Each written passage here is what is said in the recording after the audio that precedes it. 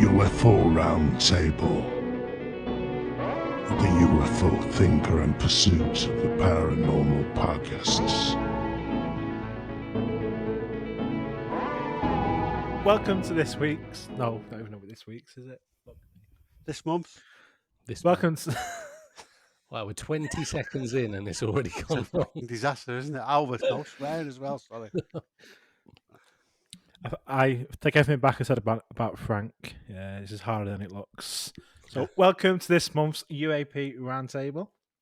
Things are going to be a little bit differently, as Frank, UFO Thinker, is taking a little bit of a sabbatical from the podcast, so he won't be joining us this month. Hopefully we'll see him soon, but hope we do you proud, Frank. From the start we've had, might be a clue of how it's going to go, but we shall see.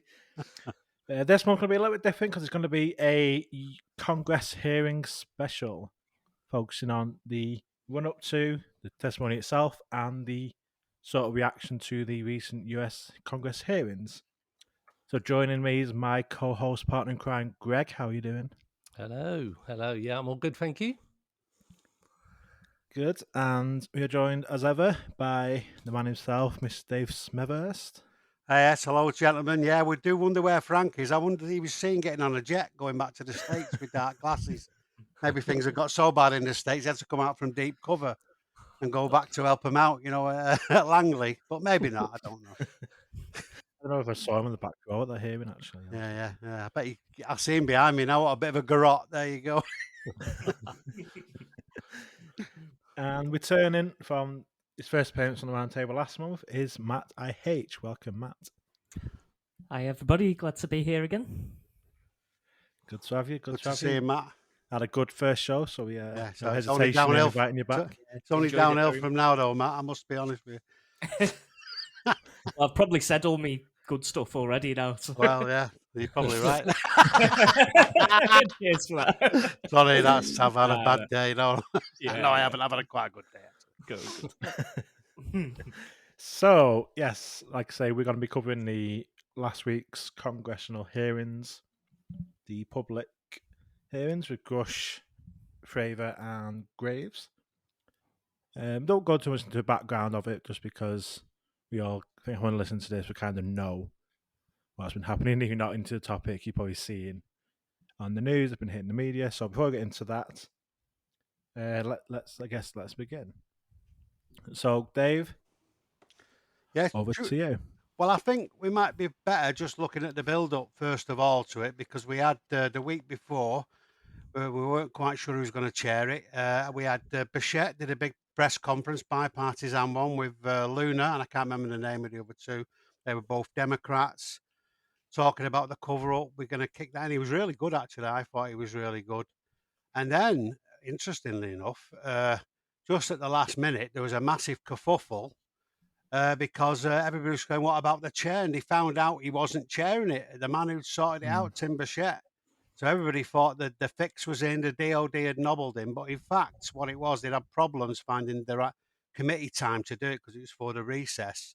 And it was a subcommittee, and it was just the rules. There's all loads of rules around it, a bit like in our parliament, particularly there, about who can be the chair and all the rest of it. And it has to be the ranking member, the ranking Republican in this case. I think he was the Republican. I can't quite remember. Yeah, it was the Republican. So, but they really did let, as we'll get into, they did let Bichette chair it, really, him and Luna.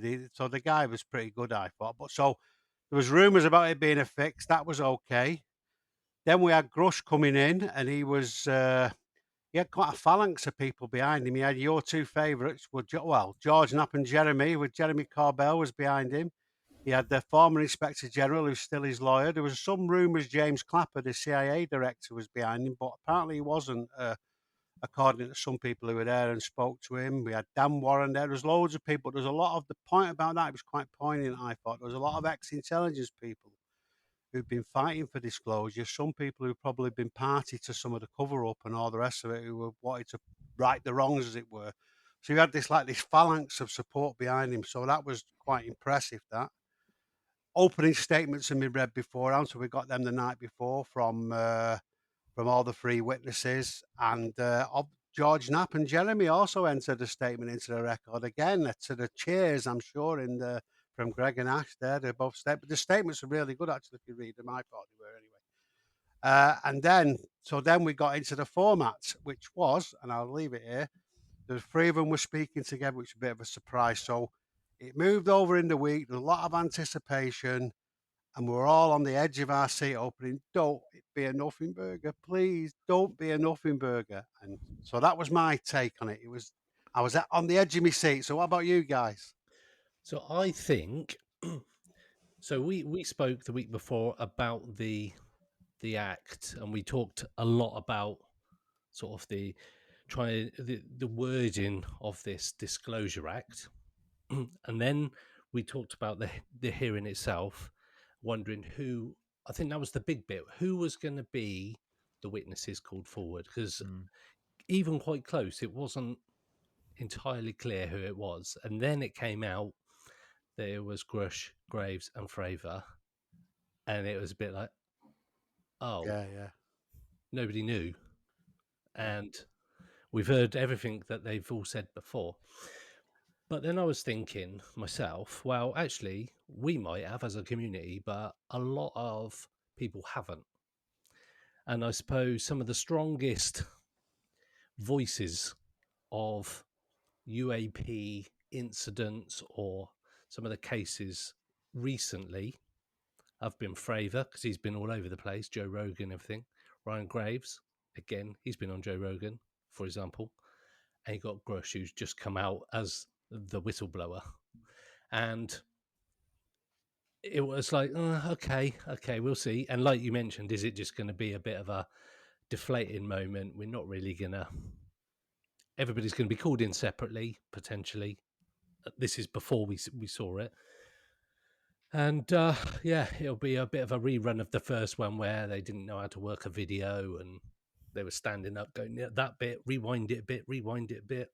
It was never that first one where it was all a bit of a showpiece on it. But when they all sat down together and they'd done that opening statement, Burchett was even saying he's got his good friends George Knapp and Corbell have helped get us to this point.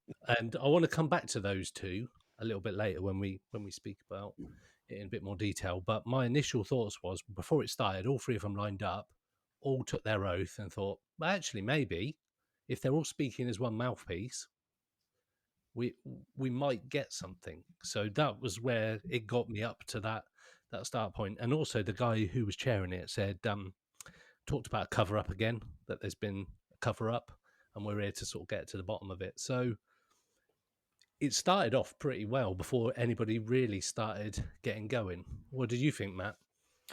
Yeah, I thought I had a similar reaction to the announcement to you when I saw that it was David Grush, David Fravor, and Ryan Graves. Because I had the idea that it was going to be people who had worked on the programs, like the alleged programs. And I don't know if maybe I got the wrong end of the stick, or maybe other people who I'd seen tweeting about it might have also got the wrong end of the stick. But I thought that was what it was going to be. So I had a similar reaction of, huh? Like, we've all heard their testimony before, but as you say, we've not heard it under oath in a congressional context.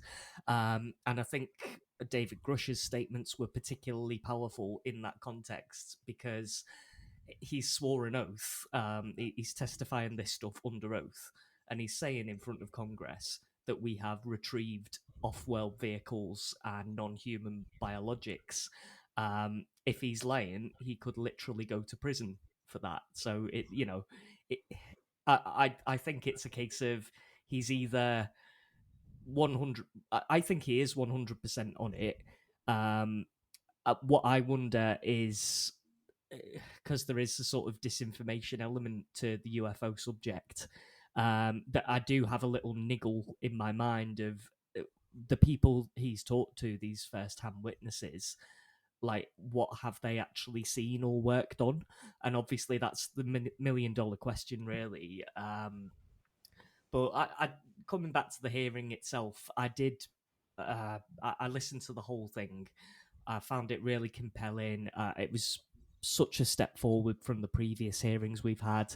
Like, it was clearly people who really had an interest in the subject. They knew what questions to ask. It was obvious that they'd done reading around it and followed the discourse about the subject, as opposed to, I did feel with the previous hearings, it sort of felt like a couple of administrative people who were kind of just there because they had to be. That was the impression I got anyway, and didn't really know or care very much about it. That was certainly the impression that they gave from my perspective.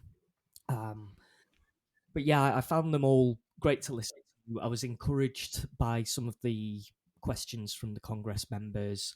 I'm also encouraged by how much coverage that it's getting and how many people are interested in it. Like the number of views that the live streams of the hearings have been getting compared to other hearings, like congressional hearings. There's clearly a huge public appetite for this. To the point where I'm even seeing people on my Facebook posting about it, like who I didn't even know had any interest in it. So that is surely a really positive step forward for the UFO conversation. Definitely. I think at one point there's over 100,000 on the official live stream viewing it, and then there's thousands on. Like I watched some Ryan Sprague's one. There's over 1,000 on there and everything like that. And I guess for me, regarding like the witnesses, I was hoping someone new, just have a new name thrown into the ring. Because I was kind of a bit skeptical with just having them three. I thought, is it going to be anything good? On the day or two before, there was some rumours going around of a mystery witness going around social media going to be joining, who that could be, and all this stuff, all the drama in the build up to it. But in the end, it was just them three. But as we'll come on to, yeah, totally blown away. So we move on to I guess kind of the intro was like, they had the opening statements. It basically just recaps who they are and a quick, like, brief description of like Ryan Graves and David Fravor's experiences, and the whistleblowing from David Grush, which we all know about. And then we had the chairman. Got too many pages of notes here. Groffman was the chair. Not very good. He did No, I'm not being sarcastic. I'd forgot his name. I couldn't remember his name. Is it Grossman or Groffman, whatever it was? Groffman, Yeah. Was the chair. Like I say, he handed over quite a bit to Burchett, so did the other congressmen and women. So it gave any of their extra time back to, because the format of it, I guess for a lot of us, especially in the UK, was the first time we watched anything like we don't really have cameras in our courtrooms or anything like that, but in America they do, and seeing sort of how it kind of works, and like you all have like 5 minutes or 10 minutes each to talk, and then you get like, oh no, I'm going to open my time, I'm going to stop asking questions, and I've got 2 minutes left, I give that to somebody else to use up. People tend to pass their time back to Burchett too, because he was kind of like, say, a pseudo chairman of the whole thing, which was pretty cool. So you mentioned George Knapp and Corbell. Obviously, Corbell gets himself front and centre directly between Grush and Fravor, so he's in the camera frame for most of the hearing, nodding his way along with and when everyone's talking. He put a lot of work into it, though. In fairness, I mean, I know, I have put a lot of work into it, a lot of prep, and he was very good afterwards. And his statement was pretty good. That's just my. I know. I get what you guys are saying, but I did think he put the hard yards in, as has Knapp. So and I think he knows that Grush pretty well. So there's a bit of moral support going on there. But I suppose he was right behind him. I suppose. I mean, that's my first eyeball. Was like, really? It's like, really? Corbell's just sat right there, right in the camera. We did call it, Ash, though, on our show we did the week before. We did say, we talked about how it'd be nice to get new faces, but we did say it would probably be 2 pilots and Grush, and we were right. If you remember, that was where we got to. So, I thought it worked really well, to be honest with you, because you've got 2 trusted people. You had effectively the people saying, well, this is a very specific, famous incident, and this is what we saw. Then you had the frequency and more general frequency of it, both pilots talking about the craft and how they did. And then you had Grush with all the real detail. I thought that worked well, and I thought the 3 of them the interaction, because I think everybody thought it was going to be one witness, then another witness, then another witness, but it wasn't that at all. What I thought it worked. I thought it worked pretty well. I mean, it was stunning to me when they were all sworn in. I wouldn't say I found it moving, but I found it pretty stunning. And like you were saying, Matt, they're all under oath. That's a big thing. That they're under oath, particularly Grush was under oath. It's all right him going on a TV interview, but he was there, wasn't he? And he didn't change. He had to moderate a couple of little things, but because I think he was being careful, but he didn't change what he said. And it was a real sort of historic moment. You could feel the importance in the room, and they all stopped clapping. When they all started clapping, I thought, "Oh, don't start clapping all the way through and be a rabble." But actually, they weren't. You know what I mean? They were all right, really. I mean, he kept referencing the barriers, didn't he? And no skiff. But Chet, he really went on about that, and that is a thing because they could have gone into that. They said there are barriers all the way, and apparently the mystery witness, apparently the Air Force had blocked that at the last minute, and I think that was that guy from Space was Carl Rem, I think. I can't remember. I keep getting his name wrong in my mind, but anyway. Carl Nell? Nell, that's it. Yeah. I'm glad Because you he said that. he was the one who vouched for David Grush, Yeah. wasn't he? Yeah. I might be wrong on it was him because we don't know, but that's the speculation. But the other thing, really, I thought all the Congress people took it seriously. They were very respectful of the witnesses, which is a good gauge for other people coming forward. It wasn't a hostile reception, and they're all, and a lot of them looked shaken up when they were listening to all this stuff coming out who weren't aware of it. But just coming back to what you were saying, Gang, I thought the committee members really asked some cracking questions. The standard of questions was absolutely phenomenal. I mean, to the point where I think somebody might have written them all and dished them out beforehand because they were that good. The staffers would have done a lot of work on that. They must have done a lot of prep between them. There was only two members who one cut Grush off a bit. It was a bit rude trying to make her own points, and another person talking about the space distance. He come over as a bit of a fool. That seems to be the general consensus. I mean, it's my view, whatever. But I think generally it was really good, and all the witnesses spoke well. I'll shut up in a minute. All the witnesses spoke well.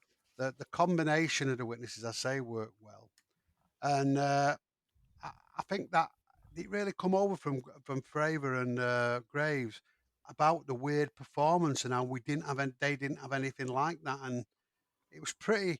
It's different hearing it on podcasts or reading it, and then hearing them saying that. It really hit home to me, even. So I thought that was pretty good.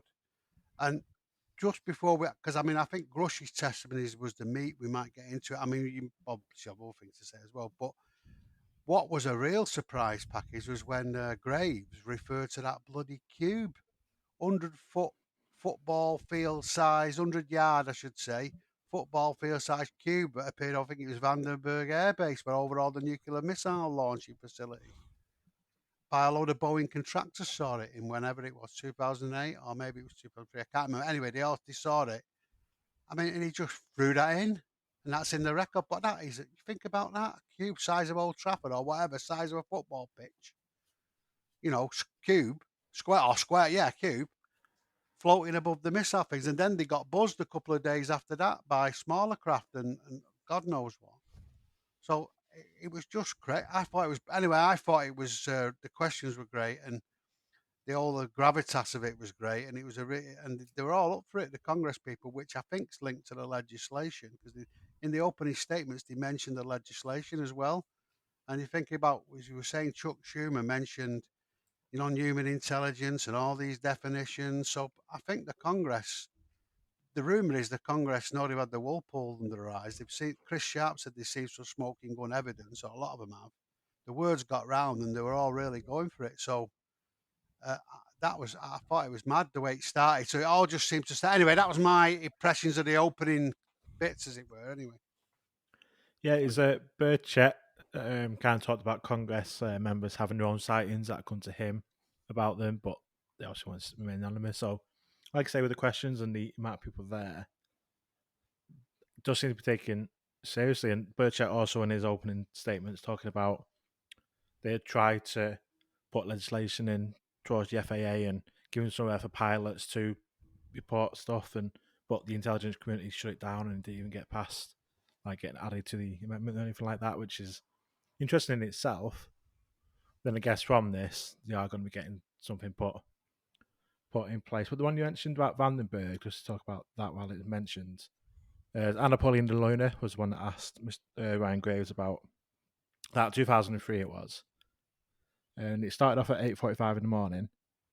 The 100-yard red square approached the base from the ocean and hovered at low altitude over one of the launch facilities. Remained for about 45 seconds before darting off into the mountains. And there's a similar event less than 24 hours later in the evening. Wow. Including some aggressive behaviour towards the security guards and then flying off at rapid speeds. And that's over the base. And that was documented. And there's official documentation and records that they've had like since 2003 about that event. Wow. It's insane. It is. It really is.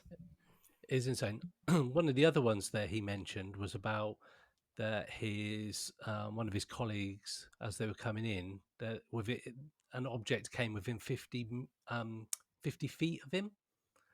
That was another one that I thought was crazy as well. And the fact that I just wanted to, sorry, when you were talking about that, my brain was going off on one, that they said that before and as part of their safety briefings, before they went out on the East Coast, every day they briefed them from a safety point of view about these objects that they were now seeing. Yeah. So as part of their safety briefing of any flight, watch out for these things that might interact with.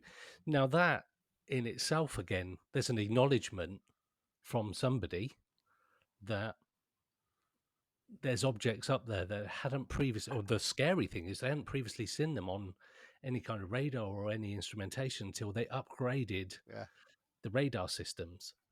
So can you imagine these things were potentially flying around with military aircraft and they didn't even know they were up there?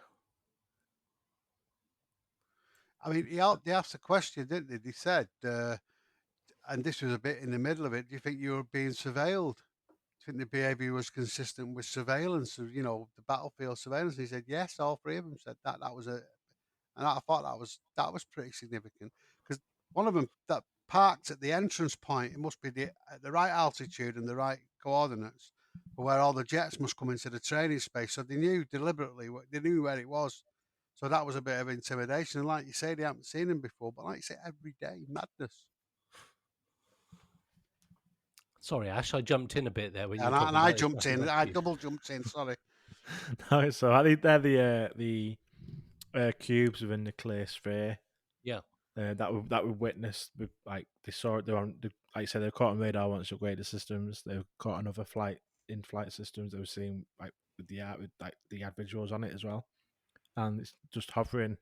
Yeah. In the sky is 15 feet, dark cubes in a clear sphere. It's like what? It's insane.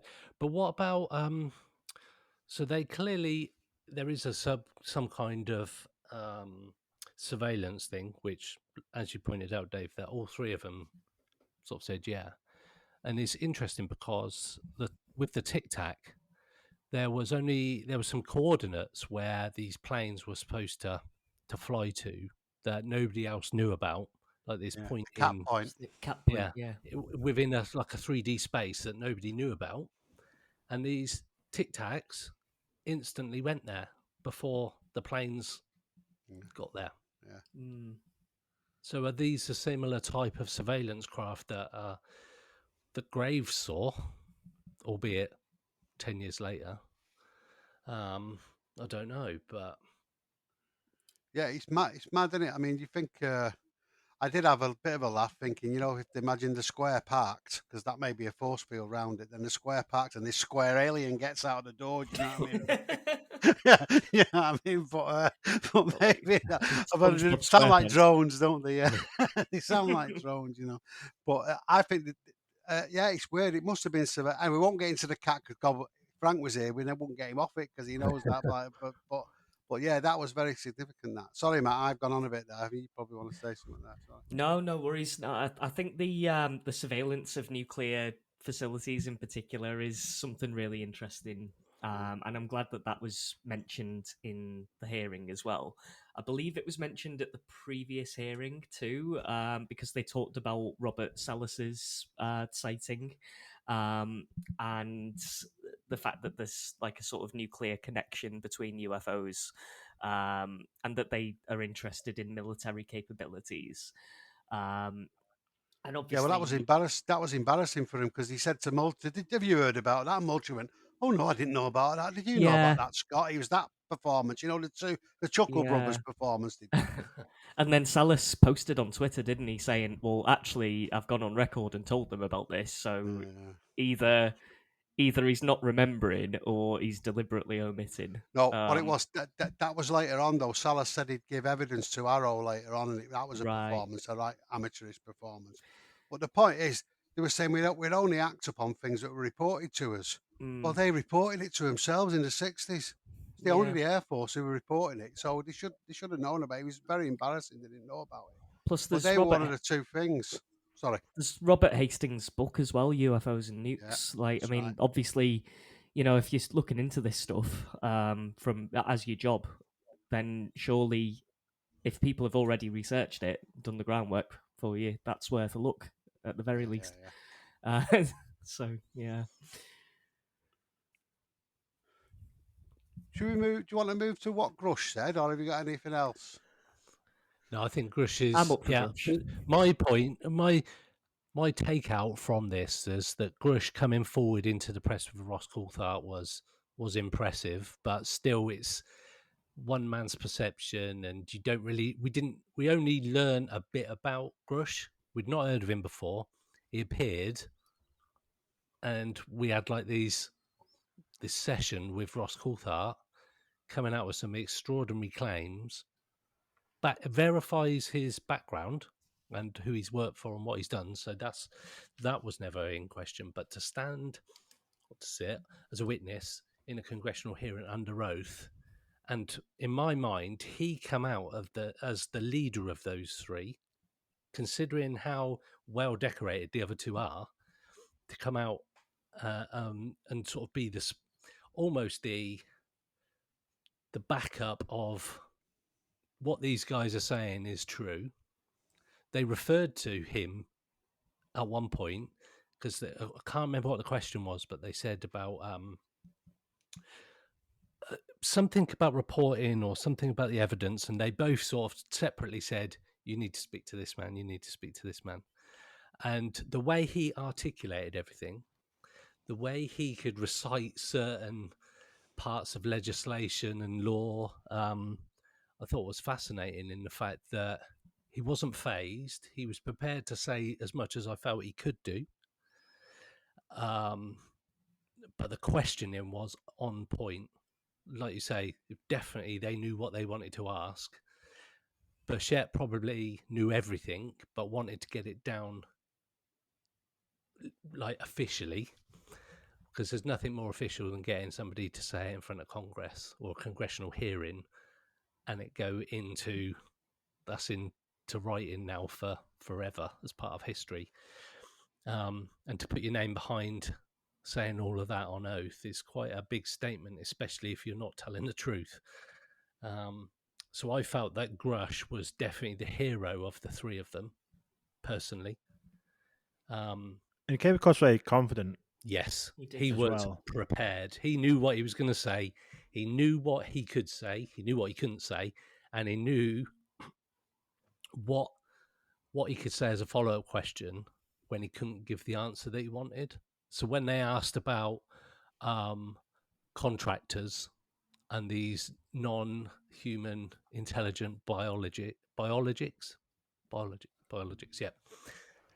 As a word I'd never heard till that day. And he said, I can give you specific names, specific details. And they're like, when can you give that to us? It's like, straight after this meeting. I loved So that. he's ready to just throw it all. I got the impression that he's ready to just give everything. He's now got a bit of I say confidence. I think he can see now that the public are behind him. There's a lot of Congress senators and such like behind him, and if anything was to happen to him now, it would be too Painfully obvious. Yeah, Yeah. yeah. He can't just sort of go missing now. And he even suggested that his family, the stuff him and his wife have seen in the aftermath of him coming forward has been sort of terrifying. I can't remember the word he used, but it was Disturbing. like disturbing, and that says something. So there's obviously some stuff been said, and we harken back to the whistleblower protection that we'd spoken about on many roundtables. And I'd mentioned the fact that, yeah, they might not come after you, but they can administratively block you for stuff. And that's exactly what he said. He said, I've seen like the administrative Terrorism. block. Yeah, there's definitely, and I knew that would be it. They can't stop you coming forward, and they can't tell you off for it, but they can very much limit what you can do going forward. You could be in a desk job, pushing paper clips around in a post room going forward, and they've done nothing wrong. So It was kind of sort of concentrating on that point. It was Jamie Raskin, who's the prison mic guy. In the hearing with the bandana on. Yeah, I don't know what that's all. Anyway, I won't get into that. But I did that. I've seen. I've lost your mic, Dave. Oh Jesus! Sorry, I'm excited. The mute. Yeah, that's the. I pressed it. I thought I was on mute, and I pressed it the wrong. I put myself on mute. Yeah, what I was saying was, I don't know what you heard.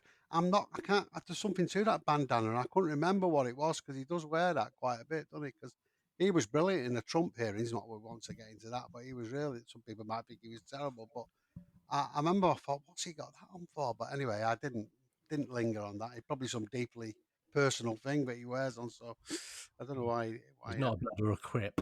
What? Not a blood or a crip. No, exactly. It's something. Anyway, yeah. Sorry. Yeah, I just keep seeing office memes because Yeah. like prison mic with the Congress. Yeah. I've got a bit on. Have you got anything there, Matt? Because I was going to go into what he'd said, Grush, a little bit, just to give us a bit of a flavour. I was just. It's like you say. I was blown away as well by the fact that he was able to say it in front of Congress, and he was very confident about it. I remember Ross Coulter was asked about, how's he going to be in front of Congress, and Ross actually said he's looking forward to it. And I could kind of see it. He seemed quite enthusiastic about what he was saying. And of course, it's a topic that we're obviously enthusiastic about. And in terms of it being covered up and played down as well, I get the impression he's just done with it. Like, he's just had enough of the administrative terrorism and the threats and what have you. And I remember last time I was on, I said it was a bit like a game of chess, and Grush has got them in check now. And especially with giving things like names of contractors, locations, things like that in a classified setting as well. Because even though there is the possibility that these contractors don't have anything, and I do still keep myself open to that possibility, if he's given them locations, then they can at least look and say for definite they definitely don't have what has been said that they've had. Yeah, so I was really impressed with it. I was really, it was quite, I guess moving's the wrong word, but it was really quite, I guess, cathartic to see Grush say what he was saying in front of a congressional committee and it be taken seriously. Like, no laughter, no X-Files music, nothing like that. People took it seriously and they said, this is something that we're going to follow up on and look into, and it's a serious issue. I hope the public catch up soon, especially in the UK. I can see there's a lot of coverage in the US, but not massively in the UK. I mean, we're getting to that, probably in a bit, but just to, in terms of the aftermath, because that's quite a big area for us to get into. But just from my point of view, I mean, as you know, I had absolutely I didn't. This is just my view. I've no doubt what he's saying is correct. And the reason I've no doubt, and it's a big statement, that saying you've got no doubt, but it's because of the actual level of verification process he had to go through before, and he had documents, photographs. He'd interviewed loads of people. He had testimony, names, locations, and then the IG, the Inspector, Intelligence Community Inspector General, went through it all, interviewed the same people, interviewed some more people. So I think if he was making it up, or it was people weren't there, or whatever, I just don't think it would have passed muster. Now I might end up being wrong, but for my view, I think it's that's just my view. But I think he was right. I think he was absolute. I thought he come over brilliantly. He was like the rock star, was what a few people said. Very credible, like you said, dead knowledgeable, Greg. He was just phenomenal how he could call those facts from the air, and how he knew it in such detail. He was. I mean, I thought the detail and the verification of his testimony come over very clearly. He knew everything. He could tell, like you said, he could tell them. He covered most of the areas of his testimony, I'd say. Like you say, he couldn't answer a few things directly, but he could give the detail. But I think he developed a new kind of soft yes in that hearing. In that, there was a couple of times when he didn't know, he said, "Oh no, I don't know that." But all the other times when he couldn't quite answer, he said, "Oh, I'll tell you in the skiff. I'll do this. I'll do that." So he was really saying yes a lot of the time. He just couldn't. He was quite clever how he did it, I thought.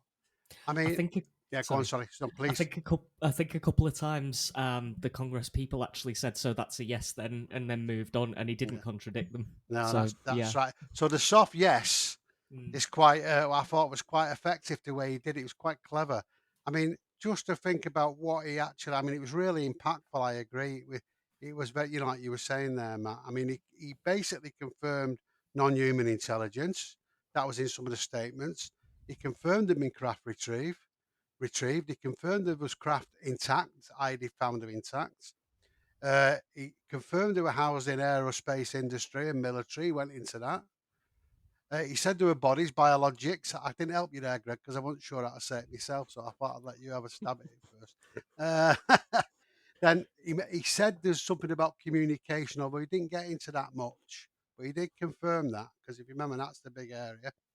He talked about harm from the others, i.e., whatever they had, non-human intelligence. He talked about how he'd uncovered the evidence and the testimony given, like you said, names and people and bases and all the rest of it. The other thing he said, I've got a list of witnesses on. I can give you a list of hostile witnesses as well. Straight after. I thought that was incredible. And that sets up something. We'll come to the aftermath, which is where you might have more subpoenas and all that. We'll come back to that statement. He then went on about financial fraud and how they were doing that, the $10,000 hammer and all that job, from that. He talked about reprisals from senior leadership. That was pretty strong, that. He didn't even say it in the interview. Well, in the interview with Ross, he was so that must be all his old bosses from his old agencies.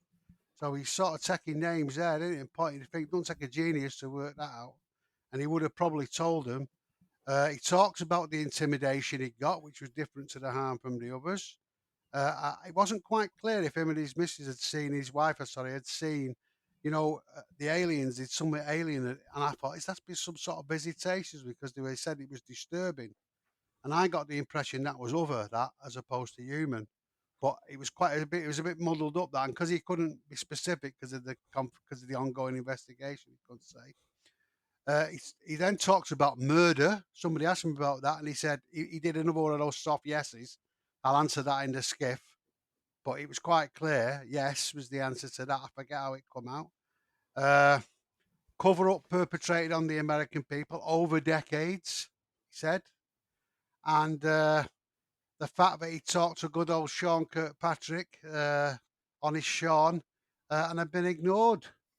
Now, I know I'm going on here, but it's just there's a couple of little shocks as well that we saw, but he hadn't mentioned. He said, he also said, they asked him if he'd seen the craft, and he sort of said, I'll talk to you about that in the skiff. And he said, have you seen any bodies? He said, oh, no, I haven't, no. So clearly he's actually seen the craft. That was new, that had not come out before. He was more specific on the misappropriation and fraud than before, and how it was done, and the particular, because clearly the way he mentioned it, I think it was called IRAD or something. It must be something that's quite controversial in the procurement method in the defence spending. So they all knew. He went into the interdimensionality of it, and I'll try and say that a bit more. Like he talked about the holographic universe and that thing of a higher dimensional space projecting itself, and what, because so that implied.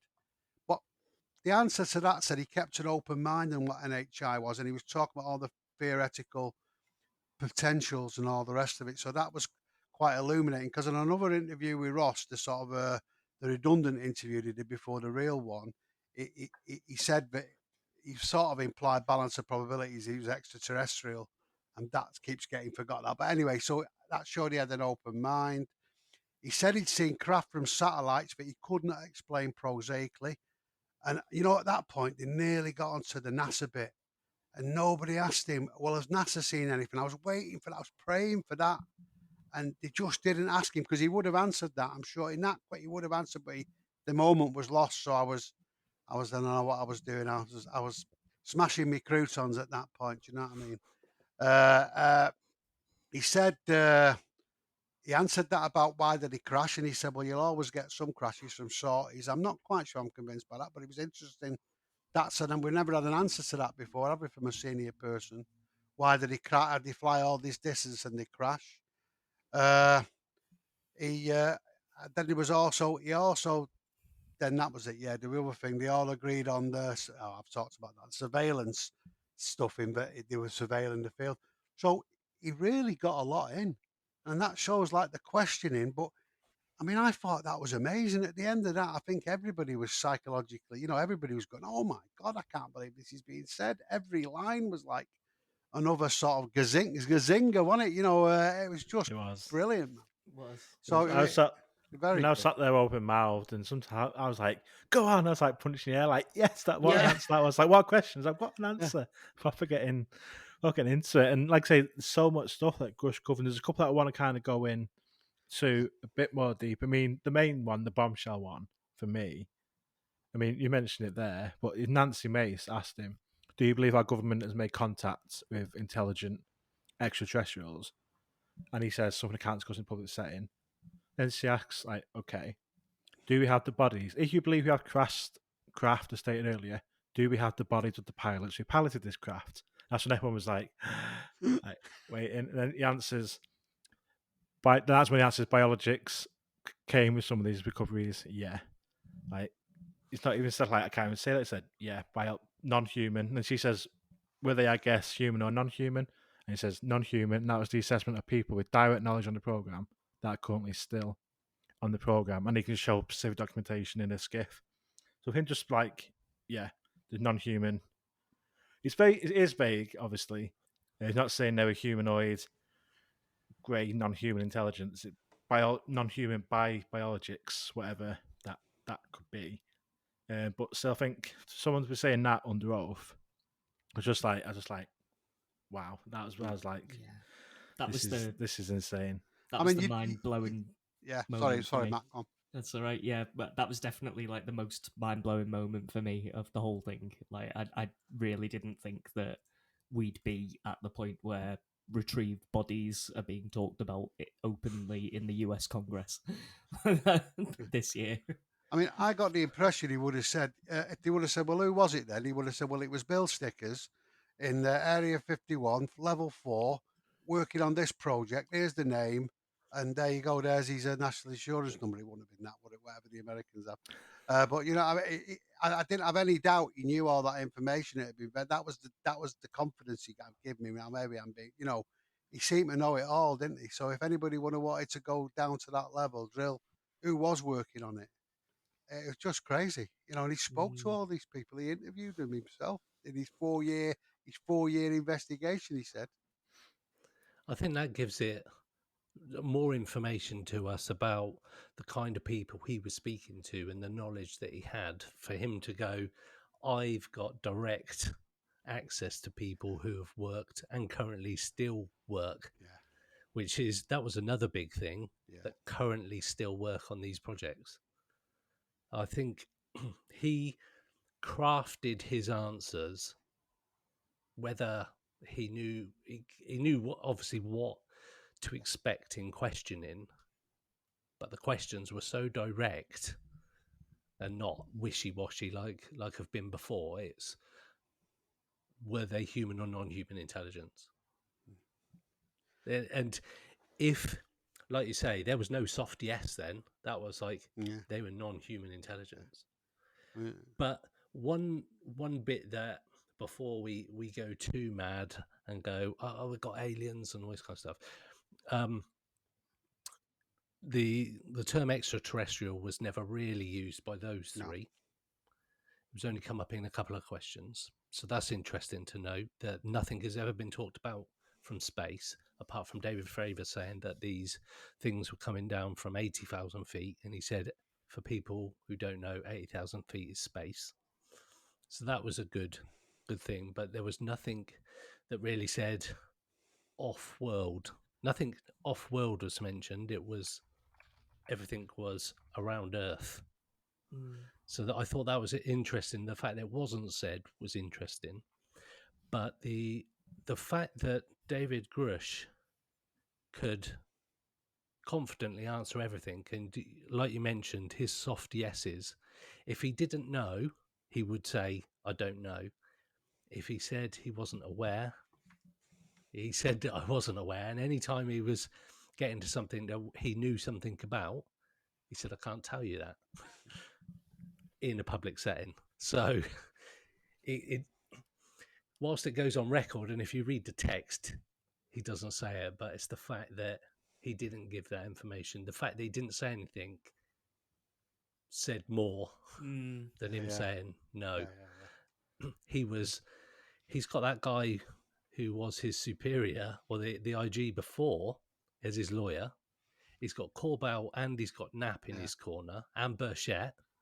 Burchett's in with those two.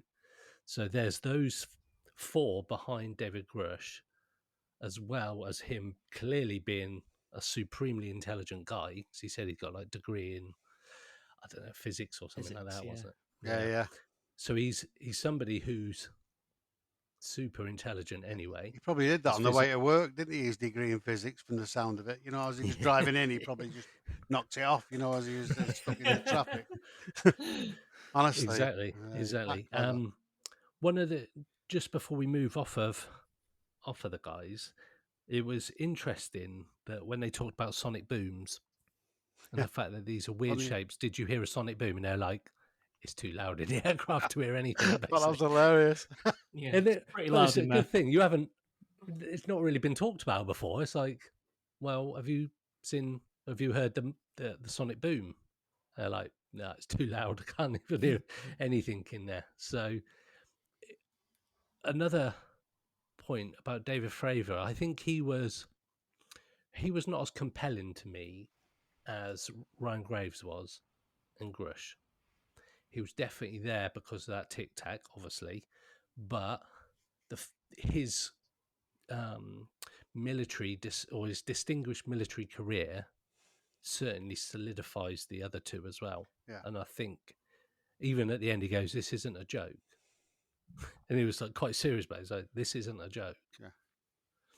So yeah, but David Grush, it worked me, well though. But it was like sort of an inverted sort of Russian doll thing, wasn't it? Where you had specific eyewitness, witness of, as I say, the frequency and activity, and then a witness of the overall thing. So it worked quite well as a framework, particularly going back and forth between them all. Oh, we haven't mentioned, did it get Mark Gattis, is it? What's his name? Gates? Mark Gattis is for the Mark Gattis. Yeah, League of Gentlemen. The guy, I can't remember his name. The guy who they all don't like, the Republican guy. But yeah, anyway, the guy who asked the question about, he was one of the Republicans who said how he described what he'd seen in that picture, you know, in the secure room, which he shouldn't have done, I don't. Yeah. And he described it, the four objects around this massive orb. And he went, that was a big moment as well. And that, you know, about what he'd seen. And he was because they were moaning about it being bad and they're making a lot of points. But that was pretty stunning as well. And then he sort of went, oh, you know, he sort of acknowledge that was the sort of thing you'd say. I thought that was big as well. What's his name? Is it Gates? It Is was it the Gates? I think it's Gates. Yeah, I think it was. It It's the way he said that we weren't allowed to see a lot of this stuff, and then we reminded them of the way information flows.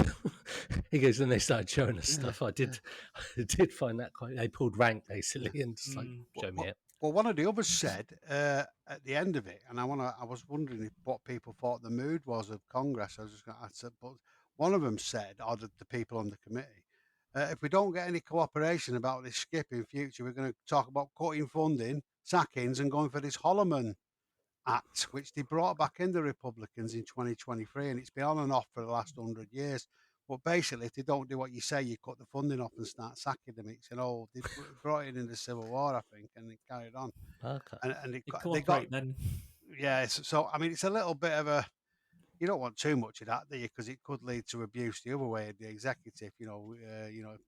But so it showed they were all fired up though to do it, and they don't like that they're cutting the funding off. What is it, when you've got them by the balls, as it were, the hearts and minds will follow, I believe the quote is. So it might have been that, but anyway. So I thought that, but I don't know what you guys thought the mood of it was, the Congress people. What was your vibe on that at the end, or what was your take on it? So my vibe was that they were very curious, wanting to know more. Obviously, wanting to follow up on the questions where Grush was saying that I can answer it in a secure setting or a skiff. And yeah, very keen to sort of get to that. I think the mood for a while now for a lot of Congress people who are into this is that they can see that the Air Force in particular aren't being very transparent about it. And they can see things like overclassification, like with the UAP report where they were classifying what shapes are being seen, that sort of thing. Redacting that, and it's like, do you really need to redact a triangle? You know what I mean? I feel like it bolstered the curiosity and the determination, I think, and it made them want to follow up on what seems to have been shown to them in classified hearings, briefings, and get to the bottom of this, try and get as much transparency out of this as we can, and get the answer to whether we're alone or not at the end of the day. I mean, you might have a couple more specifics there, Ash. I got the sense you were going to add a couple more specifics, but just to answer my own question, I got the impression you were quite annoyed. I got this united bipartisan front. That was quite amazing. I mean, we're not in the middle of American politics, but even I knew that was unusual. And they seem to be determined to get to the bottom of it, like where Matt was going. I mean, I thought it was pretty amazing, actually. And any whistleblower, as I was saying, coming forward will have been encouraged, I thought, by that. But I don't know if there's anything you wanted to get out detail-wise, Ash, because we sort of cut you off a little bit there earlier on. No, it's all right. Just I think the impression you had this big scroll, you know what I mean? And I mean, to be honest, we could talk for 5 hours about all the specifics. Why you briefly mentioned politics, I obviously don't really get into the politics or that sort of side of it. But I mean, like I say, very bipartisan, and like, especially like Burchett, I mean, you kind of have to. You don't. I mean, you want to support him because he's supporting this, but then you don't want to. He's not a nice man. He's like the rest of politics is. But we'll just move on to that. Something I had a thought about earlier. I was sort of writing notes and stuff for this, and I was re-listening to it. I was thinking about the non-human side of it and the biologics. And I'm probably way off with this train of thought. I don't know. Kind of had a brief thought, and then I went with it, and then went a bit deep into this thought, which is probably so bad and wrong. But well, carry on now, Ash. You've got my attention now, mate. I just put it out there. Spit it out, man.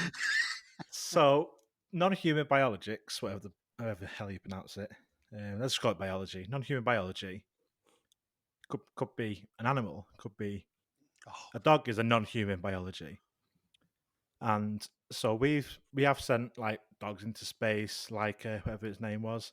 So if this is a crash retrieval with non-human biologics, could this have been some sort of testing where they used an animal as part of that testing, and they then recovered this test craft vehicle that had a non-human biology inside it? Because it is an animal would be a non-human biology. Not What are you saying suggesting, Ash? We're being invaded by a lot of killer Yorkies or something. What's going on here, man? it's like because we're insinuating that non-human is Yeah. something we don't know, something extra, not extraterrestrial, but something non-humans Non-human like intelligence. yes, but their wording of non-human biologics that could encompass just an animal. Like I said, I probably so off with this train of thought, but just something that came in mind. oh, Earlier. I can see. Go on, You sorry, go Matt. on, Dave. Sorry. No, you, Matt. I've been All going right. on a lot. Go on, sorry. Yeah, I mean, I can see that train of thought definitely, and it had crossed my mind that, I mean, because of the phrase in biologics, that's very vague. I guess when you look at it in the context of the News Nation interview, though, he did specifically say pilots in that interview. So, I mean, if it was an animal's not a pilot. Like, even if you had put a dog up there, you couldn't say that the dog's piloting the thing. True. That's from like Planet of the Yeah. Apes. You know? What the connection is, though, isn't it? But I think that could imply that it's something that's a robotic or a biological creation, but some sort of autonomy, which you guys were talking about with that, that thing that come out on what's it called, Reddit? Yeah. Exo. But now I don't know whether that's true or not. But the point is, if you use that phraseology, biologics, we're all at it now. I was saying it all right before. That's your bloody fault. Anyway, and yours. No, but anyway, that particular wording he's using could imply some sort of machine or biological machine. So I think you're on the right track there. The only reason I was pulling my face is that bloody Neil deGrasse Tyson. Oh, yeah. He started going on, oh, it could be anything. It could be a bloody microbe. I thought, get a grip. But you're right. So I think it's some of it. Piloting is the key thing. It must have had some agency. But again, those things in Vahina. I'm sorry, Matt. I'll shut up in a minute. That's okay. In Vahina, that they think that they were. Some of the thinking there is they were like some sort of either slave thing or more like animals than the actual pilots. Even though that was what James Fox was saying. You weren't sure. So there could be a whole range of things out there. We don't know. So it's not a daft thought, really, Ash. It could be. You don't know, do you? It's certainly implying something anyway. So I don't think it's entirely off. So on that note, throwing it out there even more conspiratorially, what if these retrieved crash retrievals with their non-human biologics were purposely crashed by whoever, as a means of seeding a planet? Ooh. Must be a more efficient way to do it than that, that Greg. one. Surely. Don't know. You would spend a bloody big multi-million or whatever it is, cuboid, whatever the currency is in whatever Yorkies. You know what I mean? To do that, would you? I mean, you'd seed it, sure. The more likely thing is this, mind you, what do I know, I suppose? How do I know, as you say? But more they'd seed it from, there'd be a much better way to do it than that. Christ, it can't be that interestingly. No, it's just just a way out thought, but you never know. So I googled biologics meaning. So it's used in pharmaceutical industry a lot, but it's. What are you going to say? I thought you were going to say you're using pharmaceuticals then, Greg. An appalling revelation, man. Sorry. So it says biologics is a product that is produced from living organisms or contains components of living organisms. So specifically around drugs, a biologic drug, but biologics, it says, is a product that contains produced from living organisms. So it's so that is saying it is a living organism, as we quite rightly insinuate that these are pilots, so they've got to have some kind of intelligence, probably. Yeah. They might be emissaries. Sorry, Matt. Yeah, it reminds me of obviously both Tom DeLonge and Gary Nolan have both talked about like biological AI, like the aliens that are reported.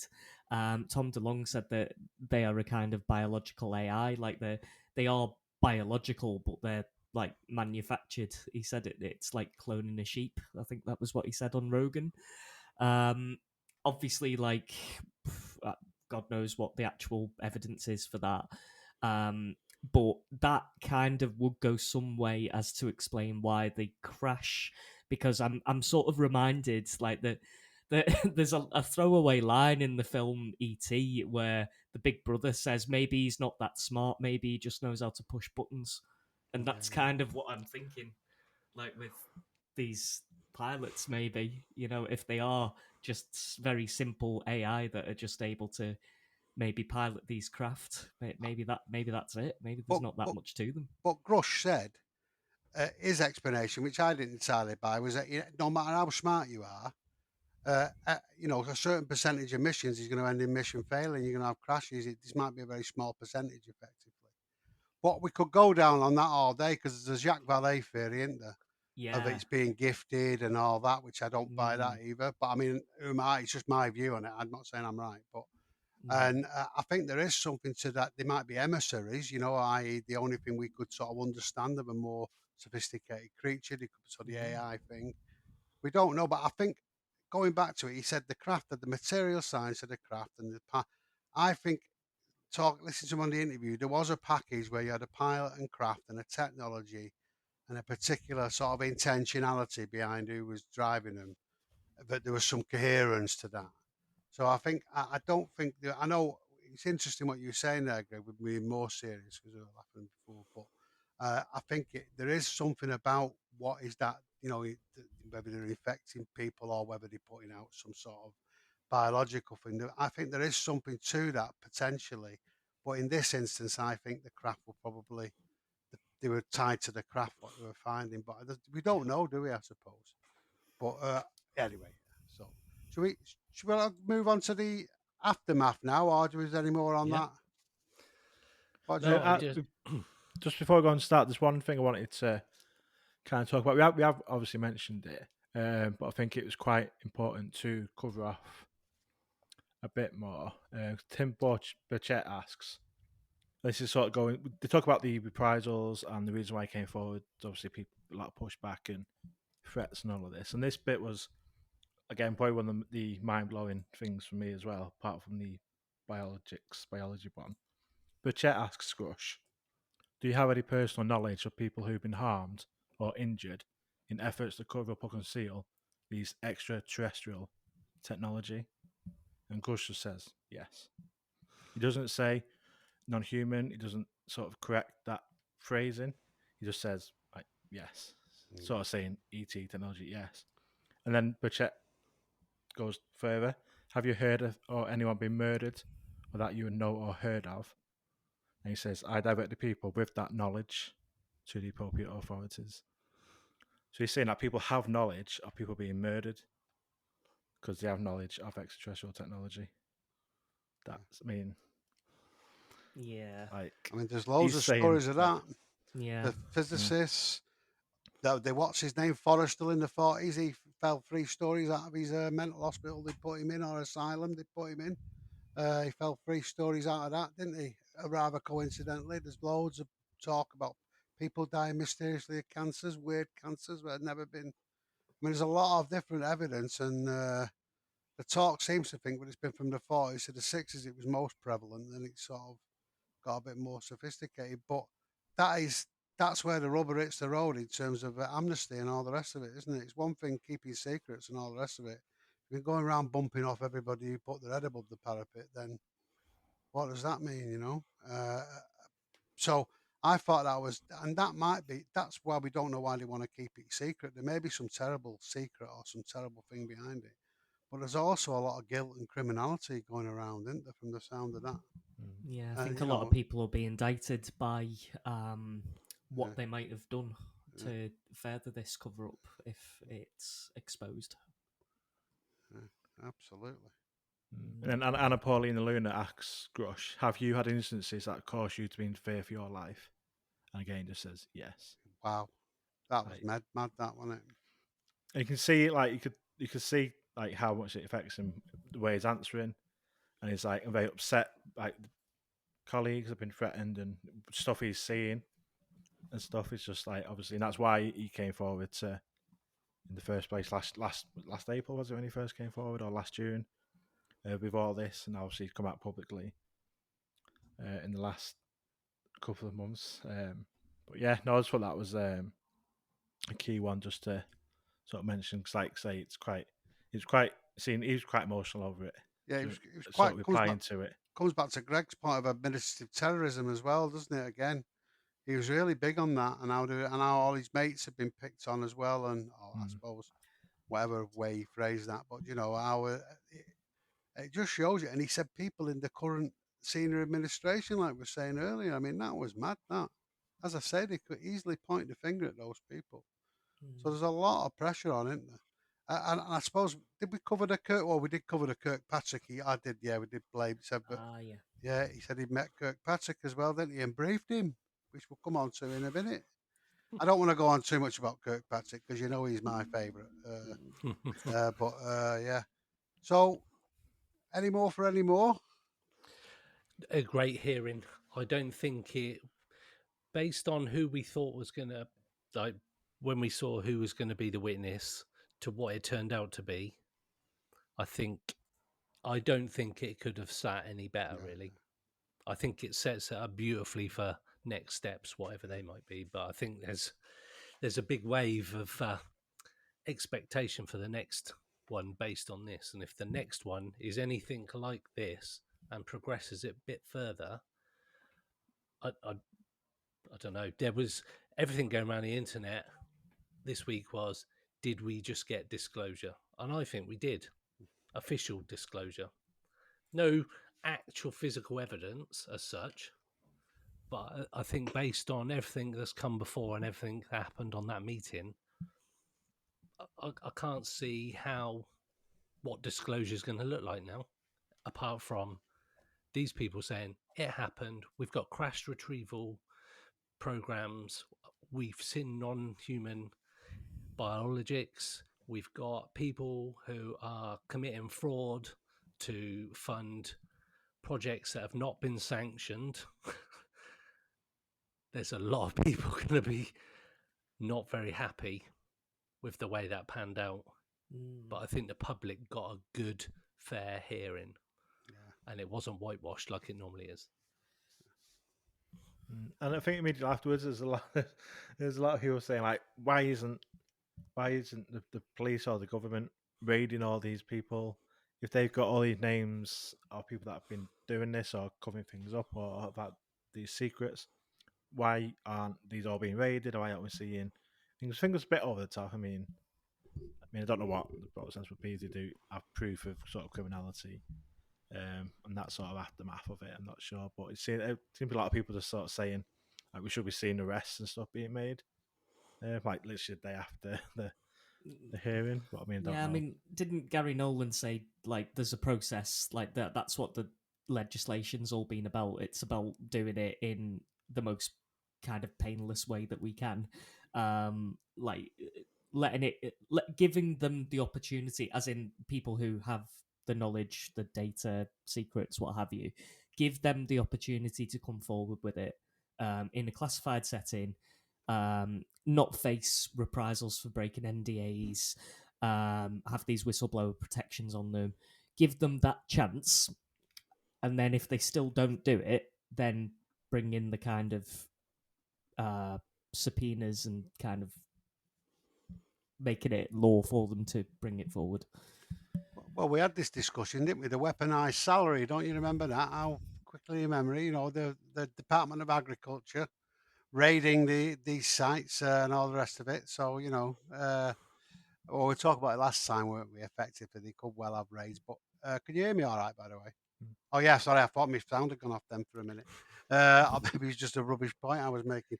I didn't want to say. No, I suspect, but I think we could see the legislation that they passed, about the fact that they've got to hand in all the stuff, and then the other stuff with Chuck Schumer, sort of fitting around this rather neatly, can't we? The two, we can see why they passed it. They knew this was coming up, but for me, there was a big sense of history at the end of that. I thought there was big history. I don't know whether we've got disclosure we might have de facto disclosure, i.e. nearly, or being virtually, or de facto confirmation. Certainly, we just need to see it sort of executed, I suppose, really.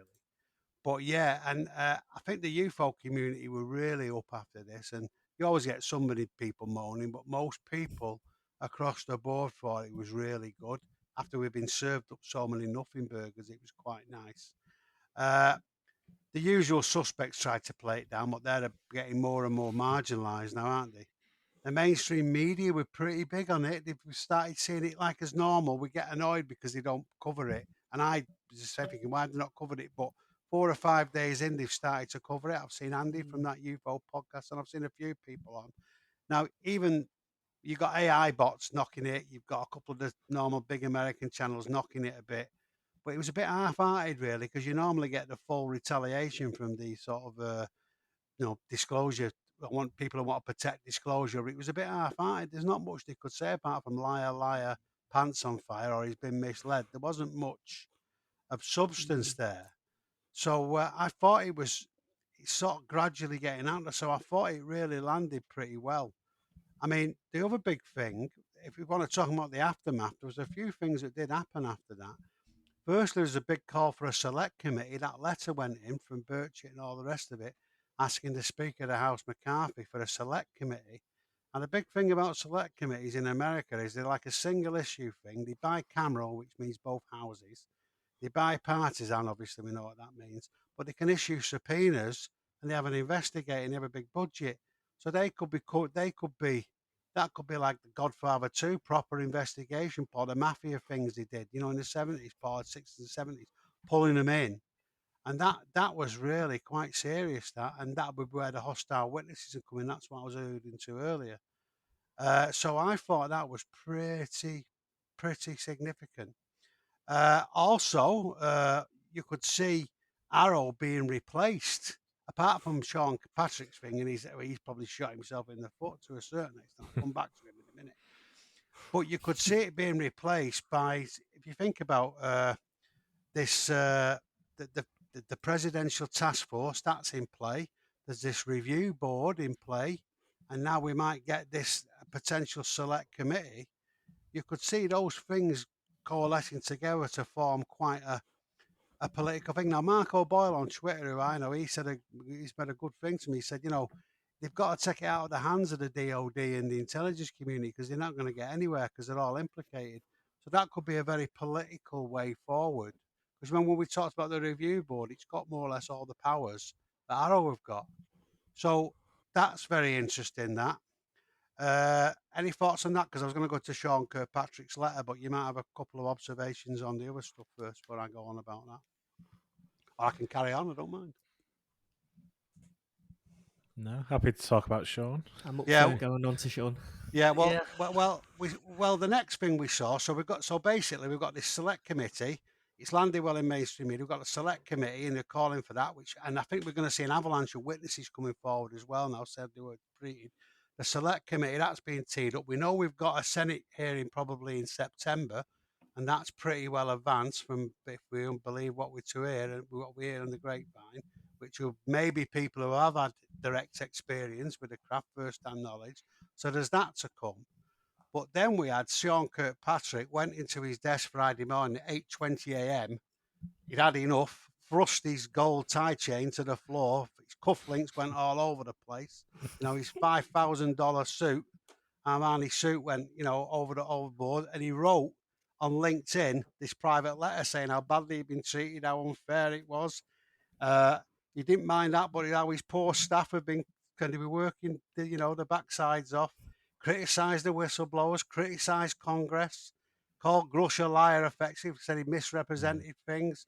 Then he doubled down on his possession on the NHI tech, although he still used the same weasel words. And that was unbelievable. I mean, he totally lost the plot. He was totally unprofessional. He said he was writing in a private capacity. Well, if I'm the head of the Drug Enforcement League and I write a private letter telling everybody to take cocaine, I'm still going to be in trouble, aren't I? Do you know what I mean? So it's just rubbish, and then the response to that was Corbell. He wrote a brilliant response to him, Corbell, on the Twitter. You all should read it if you didn't. Everybody was just pointing out that He hadn't even got a whistleblower board set up. So how we can say nobody had come to him? I didn't know. He'd been completely incompetent. No evidence had been shared. It was amateurish. You remember they had to ring what's his name, Salas, up to ask him if he took any notes. That actually happened. That if he Christ. took any, didn't record the interview and asked him if they could have his notes because they hadn't took any. That was a 4-hour interview. Proper Keystone Cough stuff. Basically didn't investigate claims. He hadn't told Congress anything. And apparently Tim Macmillan, if you remember, actually went to his staff and interviewed him, and they all said they didn't like him very much. He wasn't very nice to work for, and they didn't agree with him. So really, that went down like a lead balloon. That Susan Gough sent out a statement saying it was his own private thoughts and tried to mitigate it, but that didn't go down very well.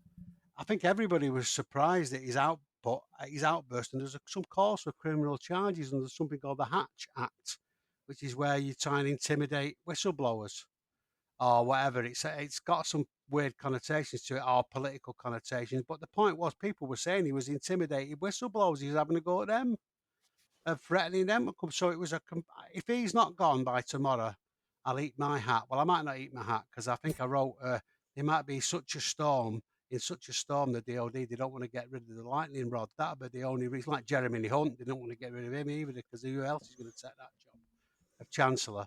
It's the same as that. Who else is going to take Patrick's shoes? But I think his position's untenable, as is the DOD's.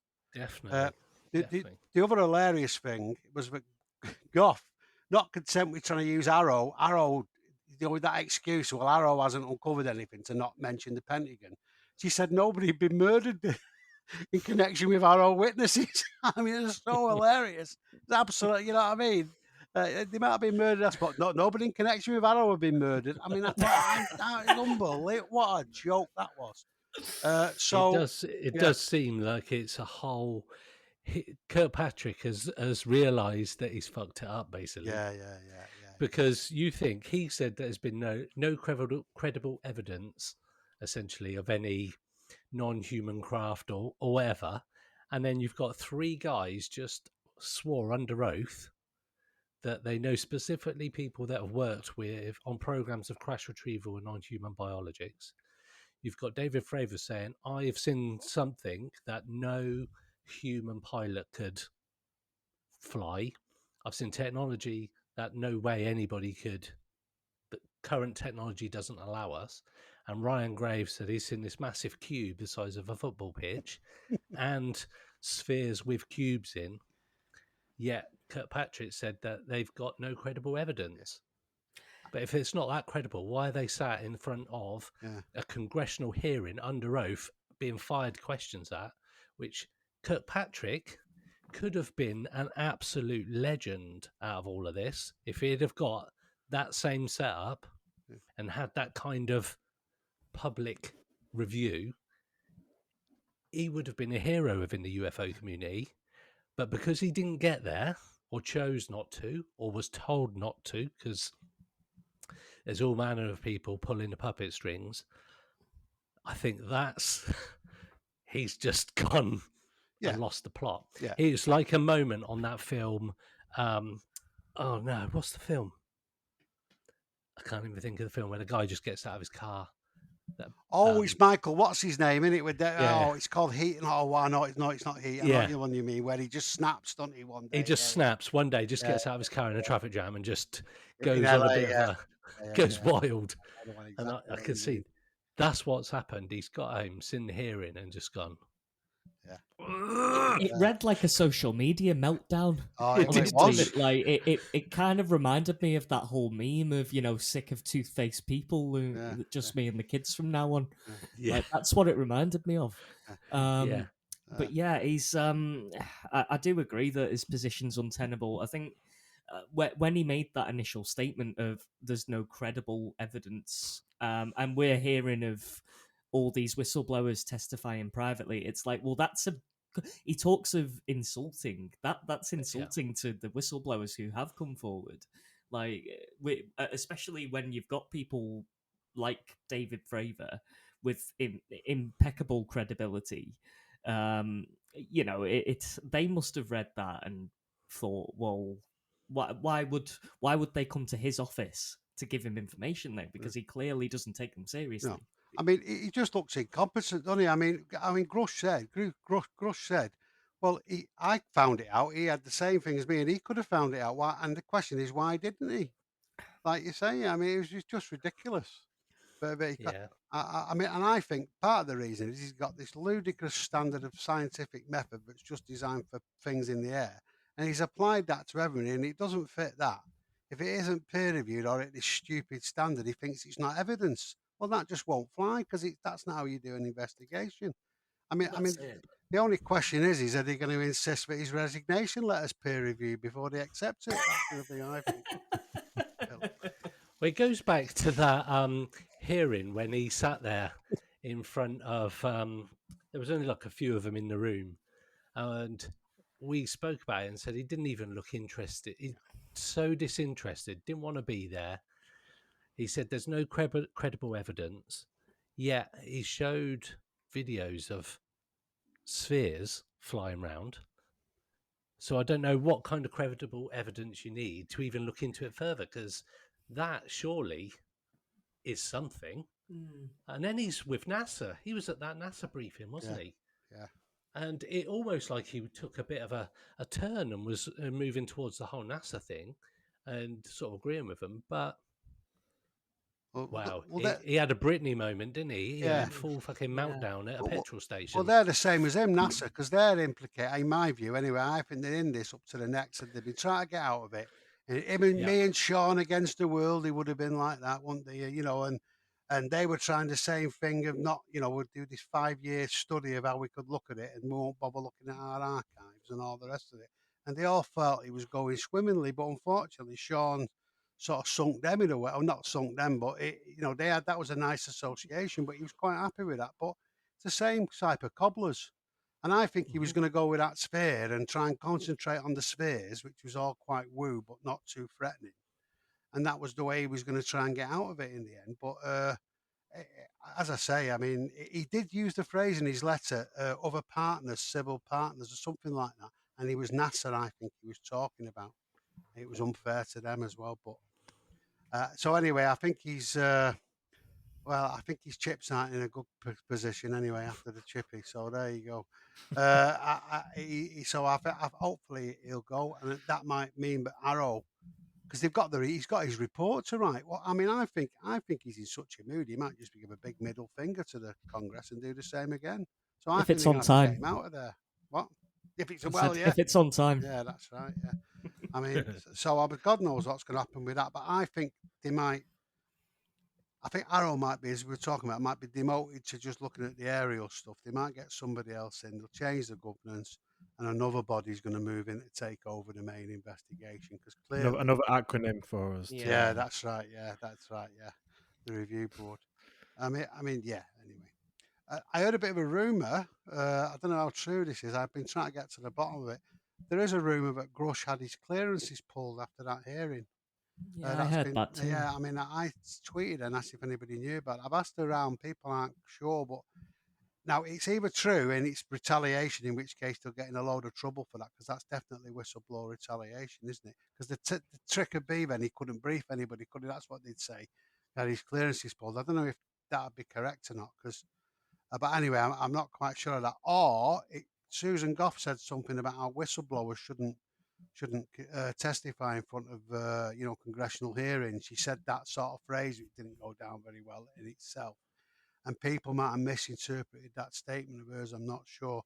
So that's one to keep an eye on. But I think that so that's just one to throw out there, and we'll see how that works. But I think the thing to think about now is, what do we think? Where are we now? We've got whistleblowers coming forward. I think we've got. What do you think's going to happen now? What's the aftermath of this now? What do we think? I think Tricky question. I think public opinion. I think it's getting more of a public platform. Like I said earlier, I'm seeing people post on Facebook about it. I'm seeing celebrities comment on it on Twitter.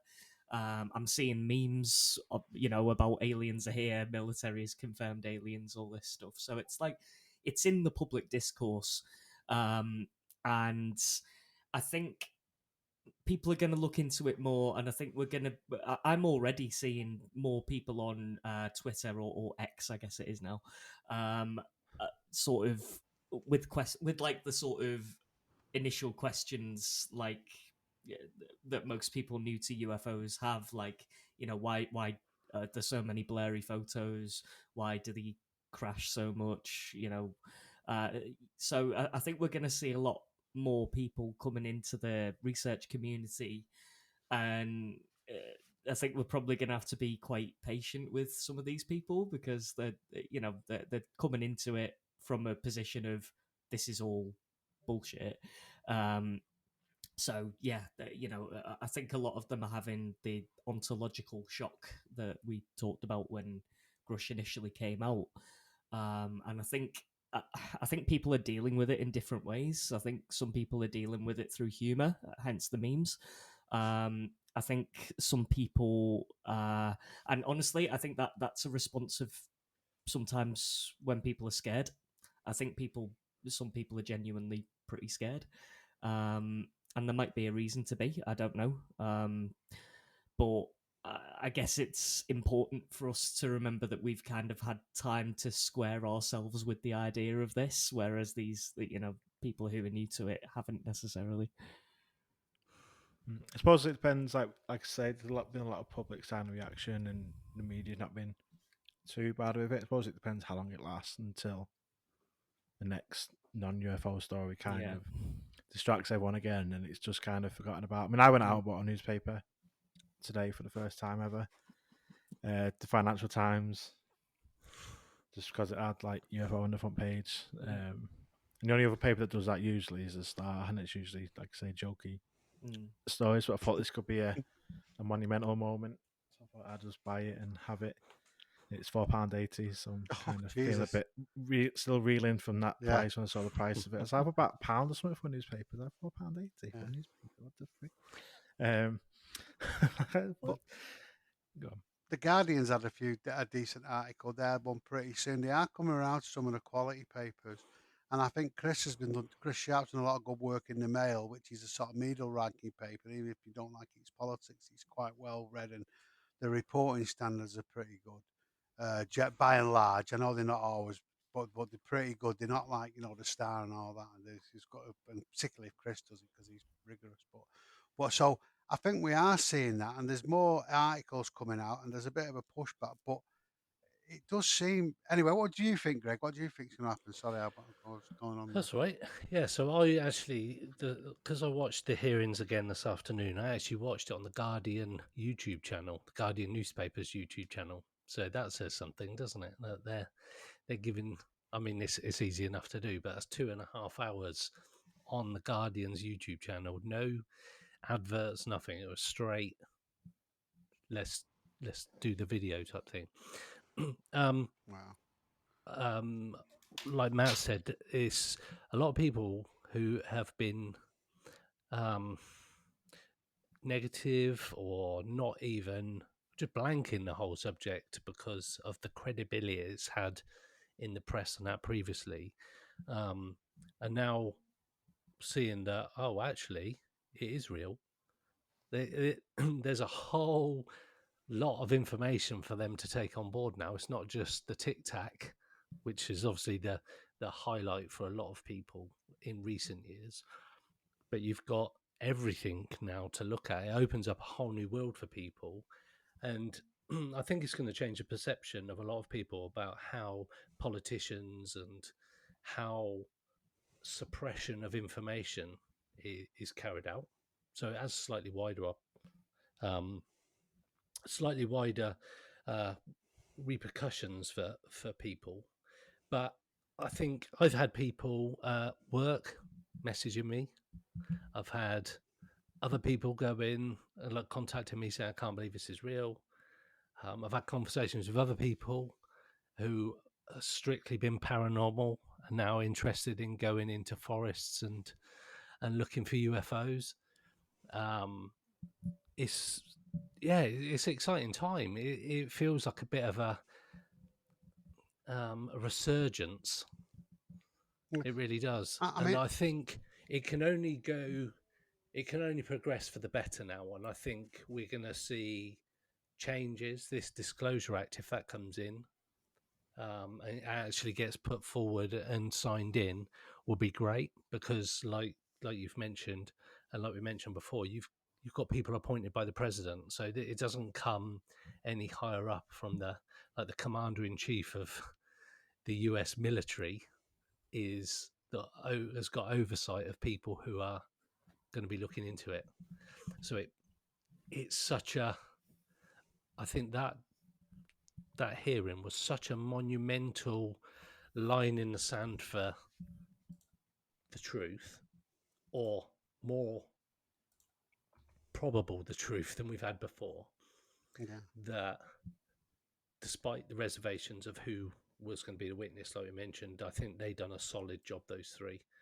Grush, hero, I think, to many now. Lots of memes about Bob Lazar saying "I told you so," which I thought was quite funny. Yeah. But I think coming next, I think we're going to see, like you mentioned, Arrow's going to be replaced or quietly fizzled out, I think, because they might just want to just stop talking about it, hoping Kirkpatrick goes away. I think that's probably the best thing they can do, is not make an issue of it. It just takes some time with his family, or whatever you want to call it. Usually when somebody has a bit of a meltdown, they're just going to sabbatical for a bit. Arrow will just fizzle out. I think the NASA thing's going to be interesting, about how that progresses, or whether it progresses, because this is an opportunity potentially for them to say, look, it's now being handled by the Senate, we'll help out, rather than we're going to be a stakeholder, or like a major stakeholder. I've got a feeling that that's how they can get out of it. They can just provide information rather than providing reports, because they're in a real sticky situation. Well, that's right their now. game plan, isn't it? That's their game plan. They want to say, "Oh, really? That's a surprise," and then just help out, don't they? And that's what they're hoping. Nobody bubbles them in the meantime. That's what I think. Yeah. Because as soon as they mentioned about satellite imagery and all that kind of stuff, that suggests that it can be seen from outer space, and that could suggest that people have seen a lot more up there than they're letting on. They've been at it for years. Which we all know. Yeah. Which we all know. Yeah. I mean, seeing's believing, isn't it? I think with all this. Yeah. And it's one thing, and seeing that hearing. I mean, I saw my dad watched it as well. Funnily enough, he's 80 odd, and he watched it, and he was. Well, people can see. Well, it's not all weird sort of woo-woo stuff. It's people in committees talking about laws, talking about all in the language of how you'd hear it on the news, as it were. Politically boiled down to political issues, and somebody's done this, and accountability and all that, and it's very much in the mainstream. And as I say, even for us, seeing was believing. We knew a lot of that stuff, but I mean, Grush is a bit newer, in fairness. But even so, it still to me was massively impactful on everybody. So I think seeing is believing. And the interesting thing is that we've got more whistleblowers will come forward. As I say, we've got the hearings coming through. We've got this legislation wrapping its arms around it. And thinking of your chess game there, Matt, it's whether I think they've got a bit of a tiger by the tail, because I think it has been a very careful, as I said, emergent strategy to manage this. But we're at the point where it could go all over the shop. You've got some crazy different political sections. You've got people who are fired up. It's very hard to predict where it's going to go, and somebody might pick that chessboard up and wrap them around the head with it. Do you know what I mean? And it might go in all kinds of different directions. And I think the question that then becomes, where did they see the disclosure train going, the people, the pro-disclosure people? And I think they wanted it to go to more openness, more scientific collaboration, probably go to the UN, and probably gradually introduce the technology, but they may not have wanted to go to the treaties, or if there is any, or communication, some more existential issues, and they probably had a more gradual strategy around that, and that might not happen. It might, and they didn't want to go to abduction either, and it might all start to come out in a way they didn't want, and so the disclosure train may go right through the station and carry on to the end of the rail line, carrying that torture technology on. And I think that it's very interesting. I'm not saying that will happen. I think they've got it pretty well planned out. And But it's just amazing to think where we are now. And the language, who would have thought at the start of the year, the language was been in the law, non-human intelligence and Non-human crafted. intelligence. Yeah, unbelievable. So, One yeah, person we haven't mentioned yeah, is well, we haven't properly talked about Corbell and Knapp, apart from the fact that they've definitely been a guiding route for Grush, I think, because they'd spoken to Grush way before Coulter did. So I know they're quite a divisive pair together, but I do think they're probably sitting back a lot more. I do personally think that there probably might be more credibility to them too well, they handed than him on, we give Greg. them justice for. They Pardon? handed him on apparently. Yeah. I mean, he had also had other links. He had links to Lou because he drafted the legislation for the NDAA before he come out. Mm-hmm. So he had a lot of Yeah. connections. He went to see Knapp, and Knapp said, "We'd love to break the story, but we think you better go in with them." And he wanted to do that as well. I wanted the New Yeah. York Times, not New York Post, not Green Street. No, He wanted definitely not that one. no. He wanted the New York Times to break it. But you're right. Yeah. They were really they fought of the higher cause, as it were, rather than their own sort of notoriety or fame. I should say, not notoriety, fame. Yeah. And I think they I have think played a good role there. I mean, I know. Yeah, I think we all George differ on Knapp's them. a bit long in the tooth for Yeah. getting that quick win, which he could have done. Yeah. They could have got a quick win, and Corbell would probably have loved that. Yeah. But I do think they seem to have played it quite well, considering what we've spoken about with them before. I do think that I think they've played more of a major role in it, and I think the community, gives them credit for, because there's a lot of people that shit on Corbell, me at times as well, but I do think they've probably played this quite well. But there was one other person in the room. We haven't spoken about her. She's one of the Senate committee. She asked some questions, and she is a very public face of somebody who's willing to debate. Now, I don't know what her full name is. I only know her as AOC. Oh, Cortez. Is it Cortez? Yep. I think it is. Yeah. Yep. Oh, yeah. So she was asking a lot of questions. I was quite surprised to see her there, because she's actually quite a high profile public figure. Yeah. She goes and will argue Yeah. about things. She's very good in front of the public and very good in front of the press. So she could be one to watch out for, because she was on the side of everybody in the room. I think everybody in the room was on the same side, which was great. There was nobody trying to dismiss anything that was being said. They were just trying to reinforce. Well, that was the vibe I got. I thought Eric that, Burlinson, he was like the skeptical one with that smug face. He was like, "Oh, they travelled all these millions of miles. Why did they crash?" Type. Oh, it's like, but I shut do, up, you 5-year-old. I do think though the gravity was towards the support for those guys and support for information they were coming across, because they mentioned at times that they were doing a very brave thing, that it was important they did it, that kind of thing. So the messages I got from Ash was like, it's insane. He's sending me loads of messages. I was like, have you seen it? I was at work. It's like, have you seen it? He goes, I'm watching it now. It's insane. And I'm like, I need to watch it when I get home. So shit is going down when Ash is getting super excited about thought stuff. that. I thought my Twitter was playing up when I saw one of Ash's tweets there. I thought, no, man, no, I'm in an alternative universe. No, no. But the politically speaking, it is an interesting one of what's going to happen on a presidential campaign, because you've got the two extremes of each party. You've got the right wingers, and their whole thing since the war is the state is bad. And it's become code for not wanting to have any public spending or redistribution. This is just my view. People may differ. So they've demonized the state, the right wing in America, since the war. And so this plays into their narrative of the evil state. On the other side, you've got the left who think the military-industrial complex is far too powerful and is misleading spending, and secrecy is too much, and there needs to be more freedom of information and accountable government. So they've got common ground for different reasons. But the political thing is, I think it could well become a political issue in the election campaign. Now, Trump could get hold of this and say, look at this state here. They're all lying to you, and then he plays into all these tropes or whatever you think of him. And so the White House has got to get behind this now, I think, and say, we've set this up, we've set that up. So everybody has got an incentive to get the issue and make it theirs and bring it into the mainstream.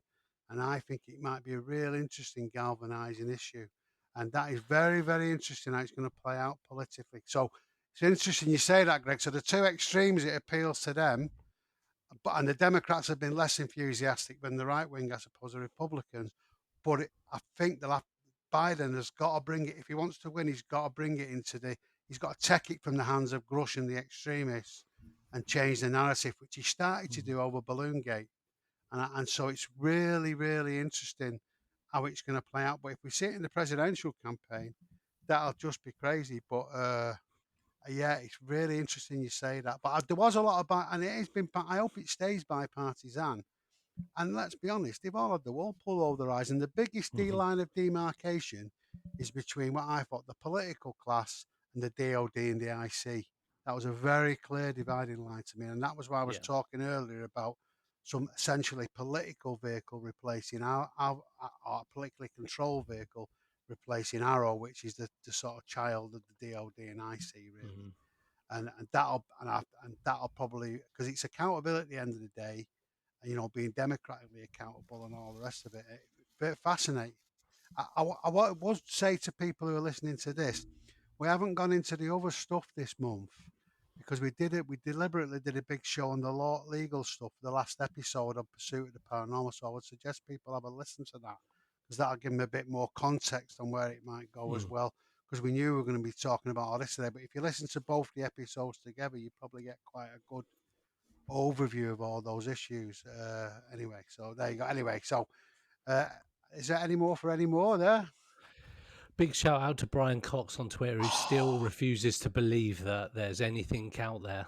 Can I read you my note? I've got something written here. It says Brian Cox made an absolute dick of himself. That's what I've got written down. And he said at one point on something else, well, the pyramids aren't as impressive as a modern house building. A modern house has achieved more technically than building the pyramids. Well, if that's what you're saying, he's an absolute I can't use the sort of words that I'm thinking. It's that bad. I can. Well, I'm not. I'm far too much of a class act for that, as you know. Saying that, it was in the Manchester Evening News. I think it was yesterday, some point. Saying you wouldn't be surprised if aliens landed in Oldham. Oh yeah. Well, I saw that. He tweeted about that. I've never forgiven him with that patronising Infinite Monkey Cave when they went to the north to laugh at all us lot for age. Anyway, that's a bit parochial. That. Is it? But I think the other thing we should say, lads, I think they've done us proud again with the round table. So they've upped the ante for us again, haven't they? I mean, now they had the legislation this month. They've had a full hearing for us because they need a round table. They said, right, lads, round table again, 26, get the hearings going. But we're on recess, so we don't want to let them down. Yet again, the round table has made UFO history. We've been the catalyst for change in the ufology world. What are we going to have next month? Like a grey coming out? Yeah, that's right. Yeah. Well, it'll be the exhibition, won't it? Yeah. Yeah, Joe Biden will rip his mask off and he would have been a grey all along or something like that. So, I just want to say, I never thought I'd see the day with the BBC website. They had like a play-by-play live reporting of the whole thing, like it's a football match or something. Yeah. I thought that's something that never. Yeah. Sky had an Arctic thing on it. Mad. That was really good actually. The Sky one. Apparently, Jason Corvetto, is it Corvetto or whatever his name is? He was on CNN. He was a disgrace. Yeah, Colavito, he's a disgrace anyway. But he was on with his normal crap about how it's all made up and this, that, and the other. But so there's been a few recidivists on there, but mainly it's been pretty good. I mean, as I said, I know I've gone on about a couple of them, but I've written some MP about it, and they are waking up to it. And I don't think it's long before with this Five Eyes stuff, about what we've been involved in.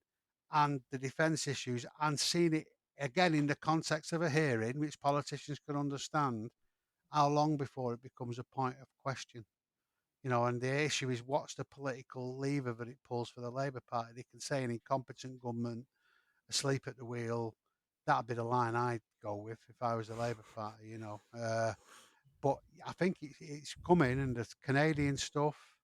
And then there might be other countries who start to speak out, and as I say, this UN thing might become quite important. It's just not very British, is it? To no UAPs, please. We're British. That's Yeah, what it is, isn't it? I remember Lou Elizondo saying something about the British attitude to it, and he said the impression that he got was that the British were letting the Americans take the lead with this, Yeah. so they're being deliberately very cautious and not wanting to go, let the Americans go first, let them make a fool of themselves if that's the way it's going to go, so that could well be it, but I'm hoping that we're catching up. And like you say, I've seen more of the UK media covering it now, which is encouraging. And some of my friends as well, people I know, messaging me about it. So that's really positive, and I hope it continues. Well, they're embarrassed, aren't they? I say, chaps, we seem to have some aliens around. Oh, yes, terrible. And I can't quite explain it, really. Seems to have missed it. And yes, we thought it was one thing, wasn't it? And we were talking to Americans about it, and, we just didn't know. No, it was awful. And it was a bit of a cock-up, really, and a bit of an oversight. And, well, we'll try and sort it out, but I still just can't quite believe it. What about you, Monty? I actually had a text message from my daughter who's on holiday in Italy with the news story.